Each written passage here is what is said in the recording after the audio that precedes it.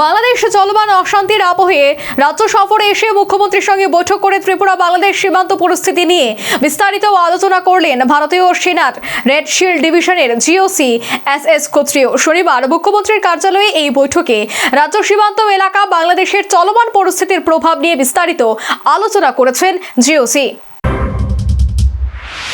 Red shield ডিভিশনের general officer commanding GOC দায়িত্ব গ্রহণের পর প্রথমবার আগরতলা সফর করেন এস ক্ষত্রিয়।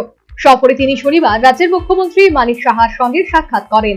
বৈঠকে ইন্দো বাংলাদেশ সীমান্তের পরিস্থিতি, সীমান্ত এলাকায় ঝুঁকিপূর্ণ ক্ষেত্রগুলির গুরুত্ব, বাংলাদেশের তরফে বিভিন্ন কার্যকলাপ এবং বাংলাদেশের সাম্প্রতিক নির্বাচনে রাজ্যের উপর প্রভাব নিয়ে আলোচনা হয়।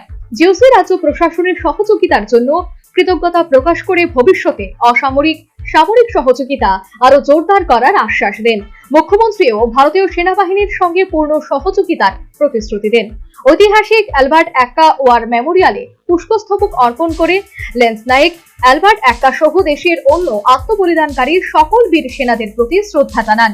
এদিন জিওসি সেনা আধিকারিক এবং জওয়ানদের সঙ্গে মত বিনিময় করে অতীতের বীর যোদ্ধাদের আদর্শ অনুসরণ এবং ভারতীয় সেনাবাহিনীর সর্বোচ্চ ঐতিহ্য বজায় রাখার উপর গুরুত্ব দেন। সফরকালে জিওসি রোড শিল্ড ডিভিশনের গৌরবময় ইতিহাস এবং উত্তর পূর্ব ভারতের সেনাবাহিনীর ত্যাগ ও বীরত্বের ঐতিহ্য তুলে ধরেন। তিনি 1971 সালের বাংলাদেশের মুক্তিযুদ্ধে, বিশেষত গঙ্গাসাগর যুদ্ধে রেড শিল্ড ডিভিশনের গুরুত্বপূর্ণ ভূমিকার কথাও স্মরণ করেন।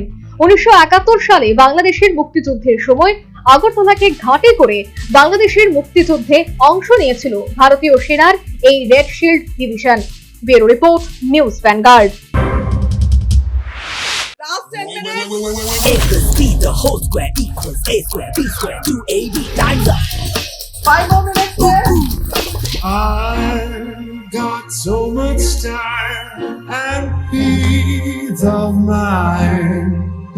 Life's feeling fine. My time to shine.